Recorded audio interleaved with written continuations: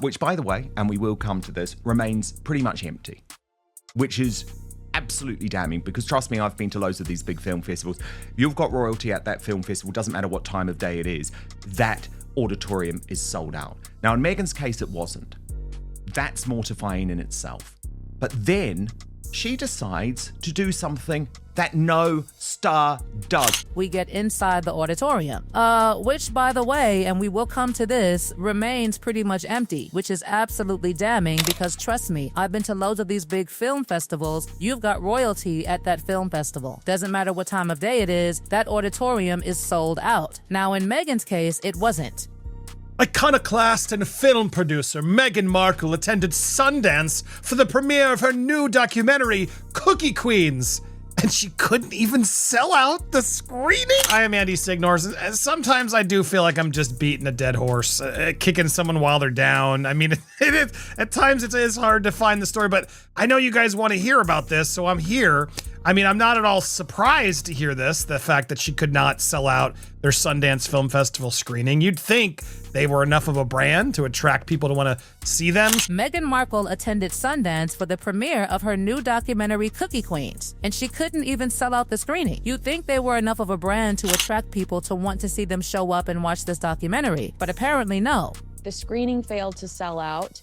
There were nearly 150 empty seats when the lights went low, according to page 6. The screening failed to sell out. There were all nearly 150 empty seats when the lights went low, according to page 6, and it wasn't until the lights dimmed. Hold on to your seats because the royal family's so-called fairy tale is crumbling right before our eyes. In what can only be described as an absolute disaster, Prince Harry has come out swinging, and it's not against the media or the public. No, he's throwing Hollywood elites under the bus after his latest attempt at Hollywood glamour fell flat. Picture this. The Duke of Sussex, alongside his wife Meghan Markle, made their grand entrance at the Sundance Film Festival only to watch as their premiere for Cookie Queens, their pet project, bombed spectacularly. The seats? Oh, they were empty. The critics? Reluctantly polite. The stars? Non-existent. You couldn't have asked for a more humiliating public spectacle if you tried. Now, you'd think that with their celebrity status, their Netflix backing, and the ever-glowing brand of the Duke and Duchess of Sussex, the show would have been packed to the rafters with A-list names and fanfare. But no, instead, what we got was a half-filled theater, a scene so embarrassing that Harry could barely look up from his seat as the cameras flicked around the room. And if you think this would be a moment of humility for the couple, think again. Prince Harry has had enough. And what does he do? Instead of retreating into the shadows and admitting a setback, the Duke lashes out at the Hollywood elites. Yes, the very people who promised him the world and made him believe that Hollywood would be his new kingdom. Harry's not holding back anymore, and the frustration is palpable. Apparently, the blame is all on the elites, those so-called gatekeepers of Hollywood, who Harry believes have intentionally sabotaged his and Meghan's success. This is not just about empty seats at the Sundance premiere. This is personal. Harry's raging against the establishment, claiming that Hollywood's power players deliberately ignored their film to tarnish their image. Could this be another attempt by Harry and Meghan to paint themselves as the victims of a larger conspiracy? Or is there some truth to the idea that the couple, who left the royal fold for a life of freedom and fame, have encountered resistance from the very system they were trying to infiltrate? Let's not forget, the couple has been struggling to make a splash in Hollywood ever since their departure from the UK. They've been trying to play the game, to navigate this world of red carpets and media deals, all while being chased by the same tabloids they swore they would escape. But now, here they are, staring down the ugly truth without a true royal backing and without the British press to fuel their narrative. They're just another couple in Hollywood trying to make it big, and it's not going according to plan. You can practically feel Harry's seething frustration as he watches everything he and Meghan worked for crumble right before him.